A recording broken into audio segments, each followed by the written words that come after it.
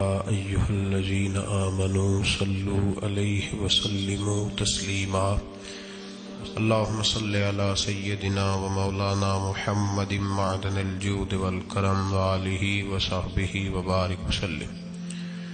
تمام تعریفیں اللہ تعالیٰ جل مجدہ الکریم کے لیے، ہر قسم کے درود و سلام نبی رحمت صلی اللہ علیہ وسلم کی ذات والا صفات کے لیے۔ حمد و صلوات کے بعد دین اسلام کا مزاج یہ ہے کہ دین اعتدال والا ہے، معتدل ہے۔ حکم ہمیں یہ دیا گیا ہے ہم کسی جگہ بھی غیر معتدل نہ ہوں، توازن کو برقرار رکھیں۔ دنیاوی چیزیں بہت ساری اللہ تعالیٰ نے ہمیں استعمال کرنے کی اجازت عطا فرمائی ہے۔ پہننے کے لیے لباس، کہ کوئی شخص مالدار ہے تو اچھا لباس پہنے، کوئی عرض نہیں۔ کھانے کے لیے اگر اس کے پاس حلال اور جائز پیسے ہیں تو اچھی سی اچھی غذا کھائے، منع نہیں۔ اگر اس کے پاس بالکل اچھے اور صاف ستھرے ذرائع سے پیسے آئے ہیں تو وہ بڑا مکان بنا لے، کوئی عرض نہیں۔ لیکن ان ساری چیزوں کے ساتھ ساتھ اس کو روکا اس بات سے گیا ہے کہ تو نے دنیا دار نہیں ہونا۔ دنیا دار پیسہ کمانے والے کو نہیں کہتے، دنیا دار پیسے سے پیار کرنے والے کو کہتے ہیں۔ دنیا دار جائز طریقے سے پیسہ کمانے والے کو نہیں کہتے، دنیا دار حرام ذریعے سے مال اکٹھا کرنے والے کو کہتے ہیں۔ دنیا دار صرف وہ نہیں ہوتا جو کسی دکان پہ بیٹھا ہے اور دکان پہ بیٹھ کے وہ کمائی کر رہا ہے تو اسے کہیں گے کہ وہ دنیا دار ہے، اور مولوی صاحب مسجد میں نماز پڑھا رہے ہیں تو وہ دیندار ہے۔ ایسا نہیں ہے، بہت سارے مولوی دنیا دار ہوتے ہیں، دیندار نہیں ہوتے۔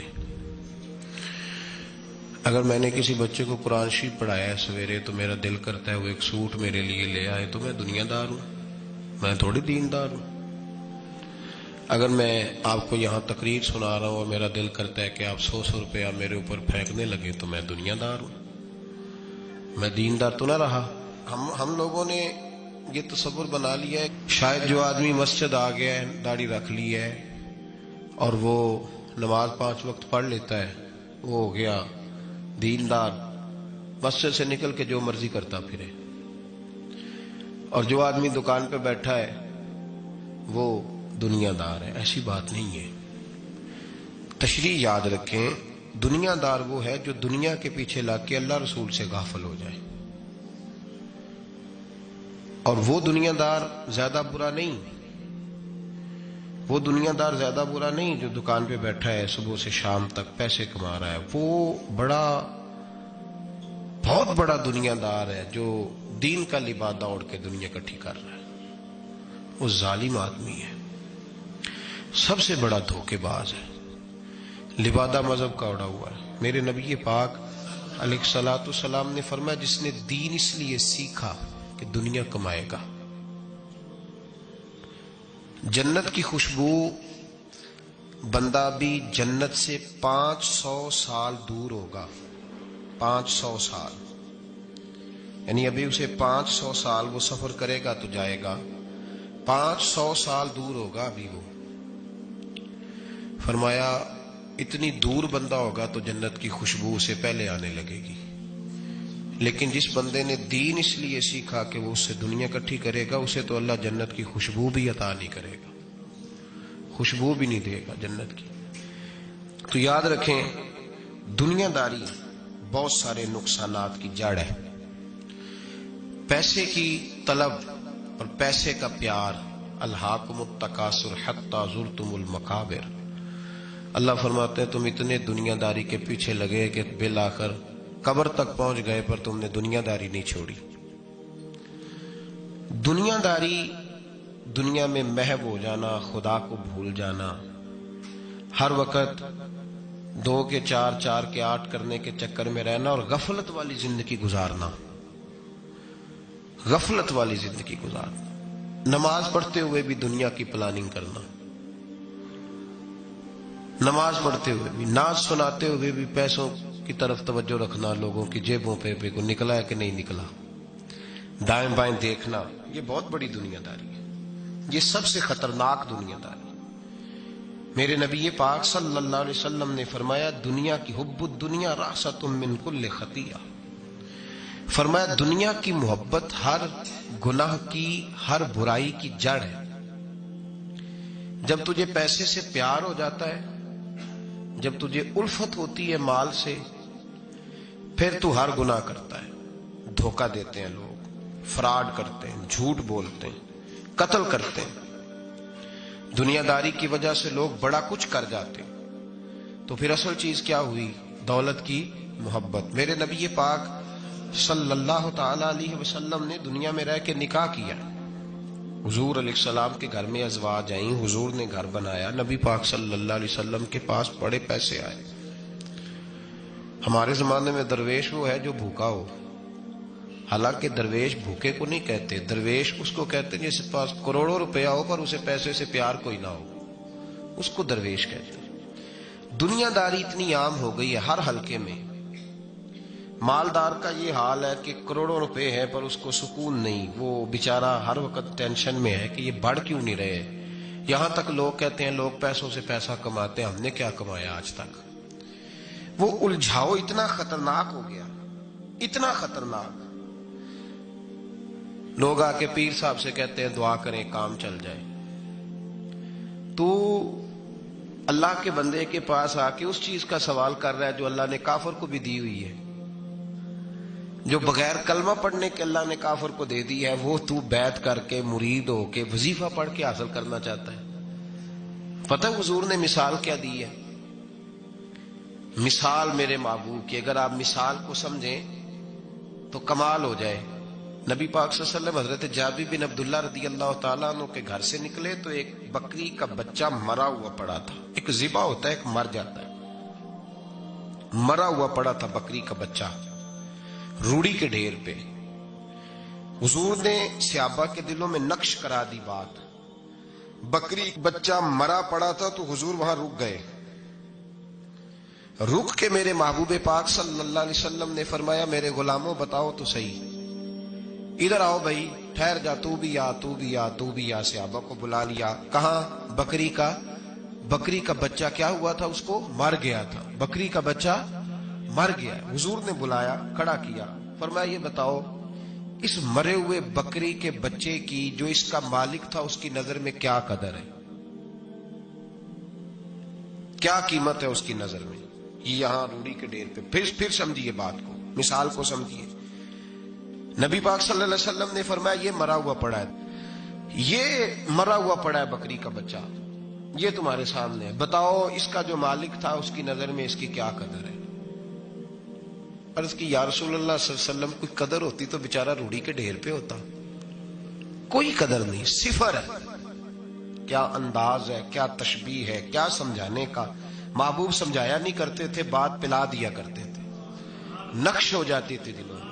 نقش کر دی میرے محبوب نے، بات سمجھائی تو نقش کر دی۔ فرمایا میرے غلاموں یہ اس کی کوئی قیمت نہیں تھی تو تب روڑی کے ڈھیر پہ پھینک دیا نا اسے مالک نے۔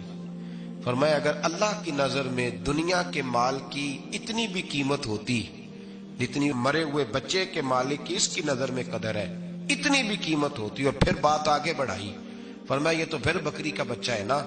اگر اللہ کی نظر میں دنیا کے مال کی قدر اور قیمت مچھر کے پر کے برابر بھی ہوتی تو خدا کبھی کافر کو ایک گھونٹ پانی کا بھی نہ دیتا کہ تو مجھے مانتا نہیں اور میں تجھے دنیا دوں، میں تجھے دوں۔ فرمایا اگر اس کی نظر میں مچھر کے پر کے برابر بھی ہوتی تو اللہ کبھی ایک گھونٹ پانی کا کافر کو۔ میں کہتا ہوں یار جو چیز اللہ نے نہ ماننے والے کو دی ہے، منکر کو دی ہے، تو اس کے لیے دعائیں کر رہا ہے۔ جو نہ ماننے والے کو اس نے دے دی تو اس کے پیچھے بھاگ رہا ہے، تو صبح و شام اس کی منصوبہ بندی کر رہا ہے۔ صوفی کے لیے، درویش کے لیے، راہ طریقت کے مسافر کے لیے، مسلمان کے لیے سب سے زیادہ یہ ہے کہ وہ زہر پیتا ہے اگر دنیا کی محبت میں جیتا ہے۔ اگر کسی دنیا دار کو دیکھ کے کسی درویش کا، کسی اللہ والے کا دل مچلتا ہے کہ یہ پیسے میرے پاس ہوتے تو اس شام اسے نماز میں مزہ نہیں آئے گا، گئی اس کی قرآن پاک کی لذت۔ اس کا درود میں دل کیسے لگے گا؟ تو ساری رات خواب دیکھتا رہا ڈالروں کے، یورو کے، پاؤنڈ کے، کیسے اس کی توجہ آئے گی؟ اس کو کیا پتا مکے کی لذت کیا ہے، مدینے کا پیار کیا ہے؟ اس کو یہ کیفیات نصیب ہی نہیں ہو سکتی۔ امام غزالی رحمت اللہ علیہ سے کسی نے کہا تو حضور یہ بتائیں کہ بندہ طریقت کا مسافر کب بنتا ہے؟ مسافر کب بنتا ہے طریقت کا؟ تو آپ نے فرمایا جب اس کے نزدیک سونا اور مٹی ایک برابر ہو جائے۔ حضرت غوث اعظم رضی اللہ تعالیٰ عنہ نے کچھ عرصہ نہ کاروبار بھی کیا ہے۔ آپ نے اپنا ایک جہاز بھیجا ہوا تھا، مال بردار جہاز۔ آپ درس دے رہے تھے، بیان کر رہے تھے، کسی کو ابھی خبر مل جائے آ کے کہ تمہارا 10 لاکھ روپیہ ضائع ہو گیا، محفل میں بیٹھے گا کہ بھاگ جائے گا، دوڑے گا، کہے گا جلدی جلدی کرو، پیسے میرے ضائع ہو گئے۔ حضور غوث اعظم رضی اللہ تعالیٰ عنہ کے کان میں آ کے کہا حضور وہ جو آپ کا مال بردار جہاز تھا نا، وہ دریا کے اندر آ رہا تھا تو ڈوب گیا سارا، بڑا افسوس ہے۔ تو آپ فرمانے لگے چپ کر جا، اتنی ضروری بات تھی جو تقریر کے دوران ہی تو نے آ کے بتا دی ہے، ڈوب گیا تو ڈوب جائے، کوئی عرض نہیں، چھوڑ چھوڑ۔ یہ لفظ آپ نے کہے تو وہ بندہ بیٹھ گیا ڈر کے، ایک اور آیا بھاگا بھاگا پیچھے سے، کہنے لگا حضور مبارک ہو، مبارک ہو، مبارک ہو۔ کیا ہوا؟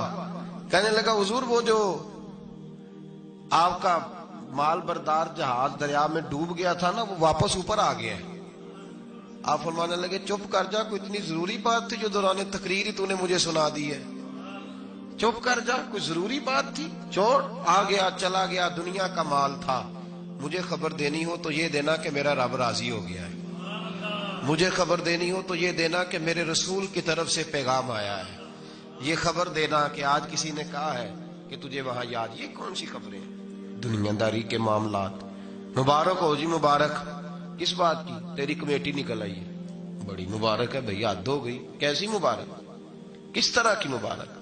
حضرت ابو الحسن خرقانی بہت بڑے درویش تھے، محمود غزنوی مرید تھا، محمود غزنوی بادشاہ وقت، اور بو علی سینہ جیسے سائنسدان آپ کے مرید تھے۔ ایک دن سر میں خارش ہونے لگی تو خادم کو بلایا، خادم کو، کہنے لگا یار دیکھنا کہ جوئیں تو نہیں پڑ گئی میرے سر میں۔ اس نے کہا حضور آپ اس طرح کریں، ذرا کرتے کے بٹن کھولیں، پیچھے کریں، تو میں نا ایک تیل ہے اس کو رگڑتا ہوں، سنا ہے وہ تیل سر میں ڈالیں تو جوئیں جو ہوتی ہیں نا باہر نکل آتی ہیں۔ وہ بٹن پیچھے کیا ہوا ہے، وہ خادم تیل لگا رہا ہے اور تلاش کر رہا ہے کہ جوں مل جائے۔ بن سور کے بیٹھتے ہیں لوگ، ایسا نہ ہو کہ کسی کو پتہ چل جائے، بلکہ ریڈی میڈ تیاری کر کے آتے ہیں لوگ، بڑی زبردست۔ حضرت ابو الحسن خرقانی رحمت اللہ تعالی علیہ تو پہلے دن جو خادم تھا وہ جوئیں تلاش کر رہا ہے، تو پہلے دن محمود غزنوی ملنے آ گیا۔ بادشاہ سومناتھ کے مندر نہیں فتح ہوتے تھے، بڑے اس نے حملے کیے ہندوؤں پہ، پر وہ مندر نہیں فتح ہوتے، اس سے کسی نے کہا جا کسی درویش سے دعا کرا کے آ۔ وہ حضرت ابو الحسن خرقانی کے پاس دعا کرانے آیا پہلے دن، باہر شور ہونے لگا، اچانک آ گیا، شور ہونے لگا، آپ نے کوئی توجہ، خادم کرنے لگا حضور باہر پتہ نہیں کیا شور ہے، فرمایا چھوڑ یار میرے سر میں خارش بڑی ہو رہی ہے، شور بعد میں دیکھیں گے، جوں دیکھ کوئی ملتی ہے کہ نہیں، ادھر دیکھ۔ تھوڑی دیر گزری تو محمود غزنوی دروازے پہ آ گیا۔ جب وہ دروازے پہ آیا نا تو حضرت کا تو سر جھکا ہوا تھا، خادم دیکھ رہا، اس نے دیکھا تو کہنے لگا او ہو حضور یہ دیکھیں کیا ہو گیا۔ فرمانے لگے کیا ہوا ہے؟ لگا حضور بادشاہ آپ کے دروازے پہ آ گیا۔ فرمانے لگے چھوڑ یار، میں سمجھا تھا کوئی جو تیرے ہاتھ لگ گئی ہے، بادشاہ آ گیا تو کیا ہوا؟ میں نے کہا جو مل گئی ہے، کوئی جو مجھے ستا رہی تھی، بادشاہ آیا تو آنے دو، بادشاہ آیا تو آنے دو۔ اللہ اکبر۔ اس نے کہا حضور آپ کو کوئی فرق نہیں پڑتا، آپ کو کوئی فرق نہیں پڑا اس کے آنے سے؟ آپ فرمانے لگے میں اسے کیا سمجھتا ہوں، میں رسول اللہ کے دروازے کا فقیر ہوں، اور میرے محمد کے فقیر ہی دنیا کے سب سے بڑے بادشاہ ہوتے۔ فکر دیکھیں بزرگوں نے جو ہمیں سوچ دی، وہ سوچ سمجھے۔ وہ کہنے لگے ہمارے نزدیک جوں کا قابو آنا بادشاہ کے آنے سے زیادہ بڑا معاملہ ہے، جوں کا ہاتھ لگنا بادشاہ کے آنے سے یہ زیادہ بڑا معاملہ ہے، یہ انوکھی بات ہے، بادشاہ تو آتے جاتے رہتے ہیں، یہاں لوگ گنواتے ہیں، کہتے ہیں فلانا وزیر بھی میرے آستانے پہ آتا ہے. میں نے کہا نہیں، وہ وزیر آتا نہیں، وہ تو آپ کا پیر آتا ہے جو آپ اتنے پیار سے بتا رہے ہیں. وہ وزیر تھوڑی آتا ہے، تو پیر آتا ہے. دنیا داری زندگی میں اتنی زیادہ دنیا داری ہے لوگوں میں، اتنی زیادہ. لوگ دینداری بھی دنیا داری کے رنگ میں کرتے ہیں. وہ کام جو خالص ہونا چاہیے تھا وہ بھی لوگ اب دنیا داری کے رنگ میں کرنے لگے. کہیں ان جگہوں پہ لوگ جا کے اپنا پیسہ خرچ کرتے ہیں جہاں رش زیادہ ہو، وہاں جا کے پیسے دیں گے، ذرا اعلان لمبا چوڑا ہوگا. آپ بڑا اشتہار پہ نام لکھ دیں بڑے چودھری صاحب کا، وہ راضی ہو جائیں گے. وہ خالص دینداری جس میں کوئی شائبہ نہیں ہونا چاہیے تھا دنیا کا، وہ بھی اب لوگ اس رنگ میں. اور یاد رکھیں میرا رب بڑا سخت امتحان لیتا ہے دنیا دار کا. جب بندہ دنیا داری کے پیچھے بھاگتا ہے تو اللہ اس کے لیے رستے بناتا جاتا ہے.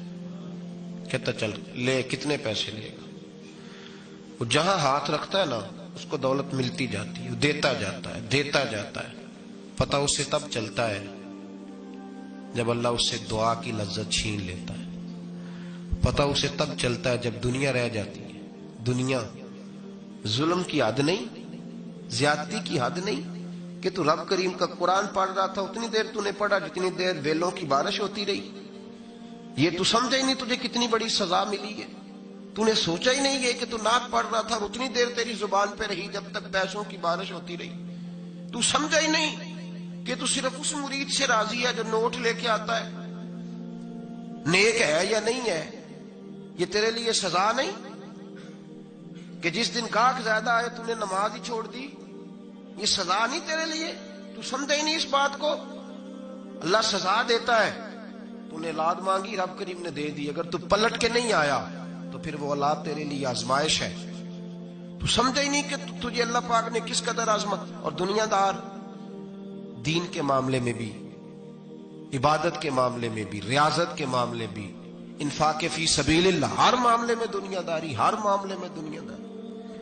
چھوڑ دیں اس کو، کچھ دیر کے لیے نکلا کریں، کچھ دعائیں خالص مانگیں جن میں خدا مانگے، اللہ مانگے، اللہ کا رسول مانگے. دنیا داری چھوڑ دیں کچھ دیر کے لیے. ایک صحابی ہیں، بخاری شریف صحیح سند کی حدیث ہے، کلمہ پڑھا، کچھ دنوں کے بعد مال غنیمت آیا. نبی پاک صلی اللہ علیہ وسلم مال تقسیم کر رہے تھے تو میرے حبیب نے اس صحابی کو بھی دیا، فرمایا یہ رکھ لے. اس کو پیسے دیے حضور نے. اس نے پیسے ہاتھ میں پکڑے اور محبوب پاک صلی اللہ علیہ وسلم کا چہرہ دیکھ رہا ہے. پتہ کیا لفظ اس کی زبان پہ آئے؟ کہنے لگے یا رسول اللہ میں نے اس لیے کلمہ تو نہیں پڑھا تھا میں پیسے لوں گا. حالانکہ تالیف قلب حصہ اسلام کا، جو بندہ نیا کلمہ پڑھتا تھا اس کو کچھ نہ کچھ دیا جاتا تھا چونکہ اس کی برادری چھوڑ جاتی. کہنے لگے حضور اس لیے تو کلمہ نہیں پڑھا تھا کہ پیسے آئیں گے. نبی پاک نے فرمایا کس لیے پڑھا تھا؟ کہا یا رسول اللہ میں نے تو اس لیے پڑھا تھا کہ آپ مجھے جہاد میں لے جائیں گے اور میں آپ کے نام پر اپنی جان قربان کر دوں گا. میں نے کچھ لینے کے لیے نہیں، جان دینے کے لیے کلمہ پڑھا تھا. تو حضور میرے لیے مہربانی فرمائیں، مجھے آپ یہ دنیا داری ہی دنیا داری، مال ہی مال. حضرت میاں شیر محمد شرف پوری رحمت اللہ علیہ کی وہ بات میرے دل کو چھو جاتی ہے. ایک آپ سے شخص آ کے کہنے لگا حضور میں پہلے غریب تھا فلاں جگہ میں نے. ہاں یہ بات بالکل درست ہے کہ شیخ جو کامل ہوتا ہے وہ دعا کرتا ہے اللہ کی بارگاہ میں، یا اللہ یہ میرے پاس آیا تو اسے کوئی کمی بھی نہ رہے، کوئی بھی نہ رہے. یہ تو اس کی اپنی درویشی ہے نا کہ وہ یہ بات کہے، تو اپنا رنگ ہے اس کا. میاں صاحب کے پاس آیا تو آ کے کہنے لگا حضور میں فلانے آدمی کا مرید ہوا ہوں، ایک کارخانہ تھا اب 4 ہو گئے. تو آپ فرمانے لگے تیرا تو بیڑا گرک ہو گیا، چاہیے تھا تیرا ایک بھی چھڑاتے، تجھے اللہ اللہ پہ لگاتے، تجھے اور پھنسا دیا دنیا میں. یہ کون سی تُو نے درویشی اختیار کی؟ اور کارخانے بڑھ گئے تیرے. حضرت عیسیٰ علیہ السلام کے پاس ایک شخص آیا تو اس نے آ کے کہا میں نے آپ کے ساتھ رہنا ہے حضور، میں نے آپ کے ساتھ رہنا ہے. آپ فرمانے لگے دنیا دار بن کے رہو گے کہ دیندار؟ کہنے لگا جی میں دیندار بن کے رہوں گا. فرمانے لگے دنیا کی طلب نہ کرنا ورنہ میری صحبت میں نہیں رہ سکو. حضرت عیسیٰ علیہ السلام نے شادی نہیں کی، مکان ہی نہیں بنایا، ایک تکیہ، ایک پیالہ، ایک کمبل، جہاں رات ہوتی وہیں سو جاتے. ایک دن ایک شخص کو دیکھا کہ وہ ڈھلان بنی ہوئی تھی، पत्थर की पहाड़, थोड़ी सी ढलान बनी हुई थी तो नीचे लेटा हुआ है। आपने कंबल भी सदका कर दिया, कहने लगे आज के बाद जहां ढलान बनेगी वहां सो जाएंगे, कंबल की जरूरत ही कोई नहीं। कुछ दिनों के बाद एक शख्स को देखा कि वो अपने हाथ का तकिया बना के सोया हुआ है, तकिया भी खैरात कर दिया, कहने लगे इसके बगैर भी गुजारा हो सकता है। कुछ दिनों के बाद देखा कि एक आदमी चुल्लू में पानी पी रहा है, प्याला भी अल्लाह के रास्ते में दे दिया, कहने लगे चल जाएगा काम इसके बगैर। पर मैं दुनियादार बन के ना आना, कहने लगा नहीं साहब मैं दीनदार बन के आऊंगा। जनाब ईसा अलैहिस्सलाम ने रख लिया। आप पहले दिन ही कहने लगे चल आजा रोटी खा ले। 3 रोटियां मंगाई, उसको साथ बिठाया, फरमाने लगे मैं तो एक खाऊंगा, तू कितनी खाएगा? कहने लगा जी मैं भी एक ही खाऊंगा। एक रोटी उसने खा ली, एक आपने खा ली, तीसरी रोटी छोड़ के जनाब ईसा अलैहिस्सलाम दरिया किनारे वुजू करने चले गए। वापस आए तो रोटी कोई नहीं थी। अल्लाह के नबी थे, जान गए। रब करीम का बंदा भी जान जाता है।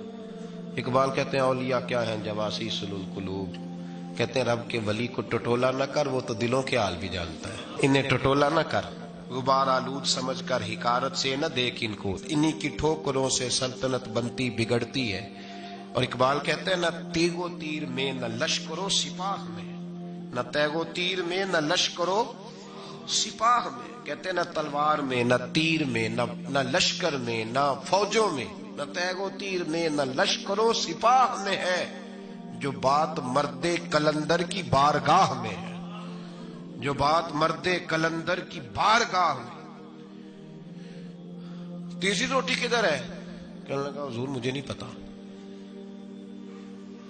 फरमाने लगे तुझे पता है पर तू बता नहीं रहा। कहने लगा मुझे तीसरी रोटी का पता।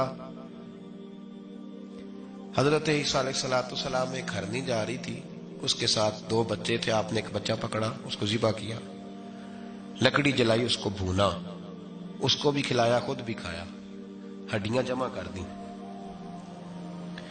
जब वो हड्डियां, इस पहलू को जरा समझिएगा, जब खा बैठे हड्डियां जमा, वो हरनी भी खड़ी है, दूसरा बच्चा भी खड़ा है। एक बच्चा का ज़िबा करके खा लिया, दूसरा खड़ा है। जब पेट भर लिए वो भी डकार लेने लगा सामने, तो हजरत ईसा अलैहिस्सलाम हड्डियों से कहने लगे चलो उठ जाओ अल्लाह के हुक्म से। हरनी का बच्चा फिर से जिंदा हो गया, वो चला गया, माँ उसको साथ लेकर रवाना। फरमाने लगे देख अल्लाह ने मुझे मोजज़ा दिया है, हमने खा भी लिया है और बच्चा चला भी गया है, हमारे पेट में है भी, और अब तो बता दे रोटी किसने खाई है? कहने लगा जी मुझे नहीं पता, नहीं पता मुझे। हजरत ईसा अलैहिस्सलाम उसको साथ लेके बढ़े तो दरिया के ऊपर, पानी के ऊपर पैदल चलने लगे, दरिया पार कर गए। फरमाने लगे तू पानी पे चलता रहा है, सारा पानी क्रॉस कर गया है तो डूबा नहीं, अब बता दे रोटी किसके पास है? कहने लगा नहीं पता, मुझे पता। अल्लाह अकबर, वो क्या खूब लफ्ज कह गए सज्जादा नशीन हजरत पीर मेर अली शाह साहब रहमतुल्लाह अलैह। बेकदरा कुछ कदर न जाती, खीती खूब तसल्ली हूं, ए दुनियादार पुजारी जर दे, कुत्तियां दे गल टल्ली हूं।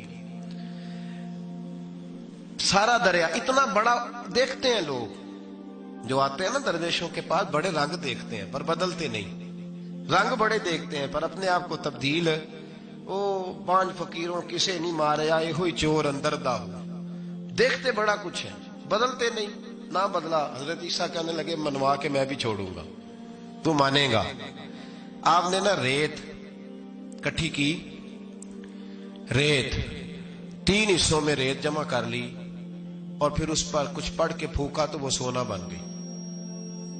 3 ढेरियां थी रेत की, फूका तो सोना बन गई। आप फरमाने लगे ये सोना तेरा, एक ढेरी तेरी, एक मेरी, और तीसरी उसकी जिसने तीसरी रोटी खाई है। कहता जी मैं ही खाधी, मैं नहीं खाई। ये तीसरा उसका हिस्सा जिसने तीसरी, कहने लगा मैं नहीं खाई है, मान गया। जरा बात को समझे, पानी पे पैदल चला है पर माना, दुनियादार है ना, माना नहीं। हरनी का बच्चा जिंदा होता देखा है पर माना, दुनिया काबू आने लगी या तो मान गया है। कहने लगा जी मैं नहीं खाई है। फरमाया ओ भले मानस, तुझे कहा था दुनियादारी ना करना, तुझे जनाब ईसा की सोबत मिलेगी, पर तू तो एक रोटी पे रह गया यार। کہاں دنیا دار پجاری زرد کتیاں دے گل ٹلی ہو، کہاں رہ گیا تھا؟ حضرت میاں محمد بخش صاحب رحمت اللہ تعالی علیہ کو ایک شخص لے گیا ٹانگے پہ بٹھا کے، ٹانگے پہ غلام رسول مہر صاحب نے لکھا ہے کہ وہ ٹانگے پہ بٹھا کے لے گیا اور لے جا کے نا تو میاں صاحب جی حضور یہ زمین بھی میری ہے، یہ بھی میری ہے، وہ بھی میری ہے، یہ بھی میری ہے، بڑی اس نے تفصیل سنائی تو میاں صاحب فرمانے لگے بس کر یار، میں بڑی دیر سے سن رہا ہوں کہ تیرا بڑا کچھ ہے، بس کر۔ کہنے لگا حضور نہیں، یہ بھی تو میں نے تھوڑی دکھائی ہے، اور بھی میرے پاس بڑا کچھ ہے۔ تو آپ فرمانے لگے یہ بتا تجھ سے پہلے کس کے پاس تھا؟ چپ کر گیا۔ فرمایا اس سے پہلے کس کے پاس تھا؟ چپ کر گیا۔ کیا خوب فرمایا، کیا درویشوں کا کہنے کا انداز ہے، کیا خوب رنگ ہے، اور تشبیہ کس طرح کی اعلیٰ دیتے ہیں۔ دانش منداں دا کم ناہی دل دنیا نال لانا، اس ووٹی کئی خامند کیتے جو کیتا سو کھانا، اس ووٹی کئی خامند کیتے جو کیتا۔ یہ دکان میری ہے تو پہلے کس کی تھی؟ اس سے پہلے کس کی تھی؟ یہ گاڑی میری ہے تو اس سے پہلے کس کی تھی صاحب؟ یہ کسی نہ کسی کی تھی، اور تیرے بعد بھی کسی نہ کسی کی ہو جائے گی۔ اس ووٹی کئی خامند کیتے جو کیتا سو۔ حضرت عیسیٰ کہنے لگے تو نے ایک پیغمبر کی صحبت ضائع کر دی صرف دنیا داری کے لیے؟ فرمانے لگے میں نے کیا کرنا ہے سونا، تو تینوں کے تینوں ڈیریاں تو ہی رکھ لے، تیری ہیں، پر تو نے زیادتی کی، تو نے قیمت نہیں ڈالی ہماری صحبت کی۔ آپ اٹھ کے چلے گئے۔ صحرا کا علاقہ تھا، وہ شخص وہیں بیٹھا تھا، ابھی سمیٹ ہی رہا تھا کہ دو ڈاکو آ گئے، تلواریں پکڑی ہوئی ہیں۔ کہنے لگے چل دوڑ جا، سونا مارا ہے، تو کدھر سے آ گیا؟ منت کی، کہنے لگا چلو مہربانی کرو، 3 حصوں میں ہے، 2 لے لو، ایک تو مجھے دے دو، ایک تو دے دو۔ منت کرنے لگا، وہ مان گئے، کہنے لگے چلو ٹھیک ہے۔ دوستی کر لی، نام پتہ پوچھ لیا، گفتگو ہونے لگی، تھوڑی دیر بیٹھے تو ایک دوسرے سے فرینک ہو گئے، بے تکلفی شروع ہوئی۔ تو کہنے لگے بھوک بڑی لگی ہے، روٹی تو لاؤ۔ ایک کو بھیجا، ڈاکوؤں میں سے ایک کو بھیجا کھانا لینے، وہ کھانا لینے چلا گیا۔ اب یہ دونوں پیچھے رہ گئے، ایک وہ روٹی کھانے والا اور ایک ڈاکو، تو آپس میں کہنے لگے یار یہ تیرا پوچھتا ہے وہ روٹی کھانے والا، تیرے اس کے ساتھ کیا تعلق ہے؟ کچھ بھی نہیں، ڈاکو ڈاکو سجن ہے۔ کہنے لگے ایسے اتنا سونا اسے دے رہے ہو، آتا ہے تو دونوں پکڑ کے مار دیتے ہیں اس کو، اور سونا دونوں آدھا آدھا بانٹتے ہیں۔ بالکل ٹھیک ہے، میرا کون سا چچا کا بیٹا ہے، چھوڑو، ویسے اس دور میں چچا کے بیٹے بھی پکڑ ہی لیتے ہیں اگر کبھی مسئلہ بن جائے تو۔ چلو جی، فیصلہ ہو گیا۔ اب وہ جو گیا وہ بھی تو دنیا دار تھا نا، اس نے کھانا خریدا تو اس نے کہا میرا کون سا ان سے یہ رہنا ہے، اس نے روٹی میں زہر ڈال دیا۔ اس نے کہا میں ان کو ماروں گا اور سارے سونے پہ قبضہ کروں گا۔ حب الدنیا راست من کل خطیہ، ہر برائی کی جڑ ہے۔ وہ کھانا لے کے آیا، ابھی اس نے رکھا ہی تھا، دونوں نے حملہ کر دیا، پکڑا اور مار ڈالا۔ وہ مر گیا۔ اب یہ مزے سے بیٹھ کے روٹی کھانے لگے، سیر ہو کے پیٹ بھر کے روٹی کھائی۔ چند لمحے گزرے تو دھڑام سے روح پرواز کر گئی۔ حضرت عیسیٰ 1 گھنٹے کے بعد گزرے، 3 لاشیں پڑی اور سونا ویسے کا ویسا پڑا۔ ایس ووٹی کئی خامند کیتے جو کیتا سو کھانا، سونا ویسے کا ویسے پڑا ہے۔ جناب عیسیٰ علیہ السلام کھڑے ہو کے اپنے حواریوں سے کہنے لگے اس کو کہا تھا تو صحبت حاصل کر، دنیا داری سے بچ، لیکن اس نے دنیا داری کو فوقیت دی، ایک پیغمبر کی صحبت کو فوقیت۔ آج نقصان یہ ہوا ہے کہ خود مرا ہے اور 2 لاشیں اور بھی اس نے ساتھ کٹھی کر لی۔ دنیا داری سے بچ جائیں، اس سے بچیں، ضرورت کی حاصل کریں، ضرورت سے زیادہ نہیں، ضرور محنت کریں، جد و جہد، حلال روزی کمائیں اللہ کے راستے میں دینے کے لیے، غریبوں کی مدد کرنے کے لیے ضرور کریں، لیکن اس کو مشن نہ بنائیں، یہ مشن نہیں۔ اگر آپ نے صبح سے لے کے شام تک 3 گھنٹے وقت گزارا ہے تو پھر آپ کا 2 گھنٹے اگر دنیا میں گزرے ہیں تو 1 گھنٹہ دین میں گزرنا چاہیے نا، ورنہ آپ کا دن ضائع ہو گیا ہے۔ کم از کم تیسرا حصہ تو دین کو دو۔ ہمارے بزرگوں نے ضمناً دنیا داری رکھی، ضمناً کہتے تھے ہم تو اتنی روزی کماتے ہیں کہ کمر سیدھی ہو سکے۔ ایک تو میرے عزیز یہ یاد رکھیں کہ اپنے ہمہ وقت زندگی کو دنیا کو ٹائم نہ دیں، دنیا کو اتنا ٹائم دیں جتنی کہ اس کے لیے۔ حضرت علی المرتضیٰ رضی اللہ تعالیٰ عنہ کا ایک فرمان یاد رکھیں، آپ فرمایا کرتے تھے میں دنیا کے لیے اتنی محنت کرتا ہوں جتنا میں نے دنیا میں رہنا ہے، اور آخرت کے لیے اتنی محنت کرتا ہوں جتنا میں نے آخرت میں۔ جو آدمی 500 سال پہلے فوت ہو گیا تھا وہ کہاں ہے؟ ابھی قبر میں۔ زندگی کتنی گزار کے گیا؟ 60 سال 70 سال۔ جتنا دنیا میں رہنا ہے اتنی اس کے لیے جدوجہد کریں، جتنا جانا ہے اتنا جانے کے لیے محنت کریں، اپنے آپ کو ضائع نہ کریں۔ اور یہ جو اللہ اللہ سیکھ رہے ہیں لوگ درویشی کے رستے پہ، ان کے لیے تو موت ہے، یاد رکھیں۔ جتنا زیادہ دنیا کی طرف جائیں گے اتنا، دیکھیں نا، اللہ تعالیٰ شراکت کو تو پسند فرماتا ہی نہیں۔ اگر آپ نے، اور پھر میں نے کہا کہ جس بندے نے، اس نے نماز پڑھتے بھی یہی سوچا ہے کہ میں نے نکل کے پیسے لینے ہیں، کیا اس نے حاصل کیا؟ اپنے آپ کو خوددار رکھیں، کبھی کسی موقع پر کسی بھی لحاظ سے اپنے آپ کو دنیا داری کے معاملے سے کمزور ظاہر نہ کریں۔ اور دنیا کا پیار جہاں آ گیا وہ ختم، طریقت ختم۔ اگر آپ کی جدوجہد، اور یاد رکھ لیں آپ روحانی طور پہ مریں گے جس دن توجہ دنیا کی طرف کر لیں گے، اللہ اللہ کی لذت ضائع ہو جائے گی۔ اور پھر ایک اور بات لکھ لیں، تجربے کی روشنی میں عرض کر رہا ہوں، لکھ لیں اس کو کسی جگہ، کسی ایسی جگہ نقش کر لیں جہاں سے کبھی مٹے نہ۔ ہم نے اپنے بزرگوں کی صحبت میں رہ کے ایک تجربہ سیکھا ہے، جس کی پیسے کی طرف توجہ ہوتی ہے پیسے اس کے آگے دوڑنے لگ جاتے ہیں، وہ دوڑتے ہیں، تو تھک جائے گا، ان تک پہنچ نہیں سکتا، تھکا کے ماریں گے تجھے پیسے، اور تو اپنا چہرہ پھیر پیسوں کی جانب، تیرے پیچھے دوڑنے لگ جائیں گے، پیچھے پیچھے دوڑیں گے، بھاگتے پھریں گے تیرے پیچھے، بھاگتے ہیں پیچھے۔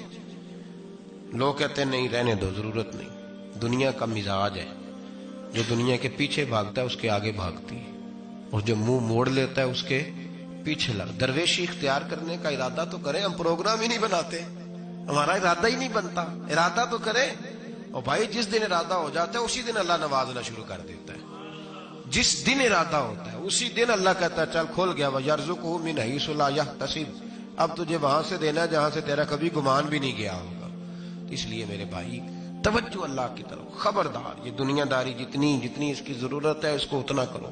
میرے نبی پاک نے زہد اختیار فرمایا ہے، زہد، دنیا داری۔ پیسے بڑے اچھے ہوتے تو سب سے زیادہ میرے مصطفیٰ کی تجوری میں ہوتے، سب سے زیادہ۔ اگر آپ توجہ دنیا داری کی طرف کریں گے تو حالات خراب ہو جائیں گے، توجہ رب رسول کی طرف رکھیں، بڑی جلدی بہتری۔ محمود غزنوی نے نا ہیرے بکھیر دیے، خزانوں کے منہ کھول دیے، کہنے لگا جو جس پہ ہاتھ رکھے گا شاید اسی کی ہو جائے گی۔ کھول گئے دروازے، جو لوگ دوڑے، پتہ تھا بادشاہ کے پاس کیا کیا ہے، یوں سمجھ لیں کسی نے پجاروں پہ ہاتھ رکھ دیا، کسی نے جا کے، تو وہ جہاں بندھے ہوئے تھے بڑے بڑے جانور استبل میں، اس نے کہا حویلی گھوڑوں سمیت میری، کسی نے کسی شے پہ، کسی پہ کسی شے پہ، دوڑنے لگے، جس پہ جو ہاتھ رکھے اسی کی۔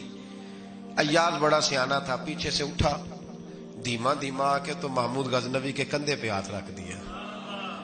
اس نے کہا تجھے کوئی شے نہیں چاہیے؟ کہا بادشاہ تو وعدے پہ قائم رہ، تو نے کہا تھا جو جس پہ ہاتھ رکھے گا اسی کا ہو جائے گا، تو مجھے جو شے چاہیے تھی میں نے ہاتھ رکھ دیا ہے، اب تو بتا وعدے پہ قائم ہے کہ نہیں؟ تو محمود نے اٹھ کے سینے سے لگایا، ماتھا چوما، کہا یاز بات ختم ہو گئی، دنیا داروں کی، مال داروں کا، ہر شے جس نے جو مانگی اس کی، پر ایاز محمود تیرا ہی رہے گا، محمود تیرا ہی رہے گا، محمود تیرا ہی رہے گا۔ نہ وہ غزنوی میں تڑپ رہی، نہ وہ خم ہے زلف ایاز میں، نہ وہ حسن میں رہی شوخیاں، نہ وہ عشق میں رہی گرمیاں، کہا یہ تیرا ہی رہے گا۔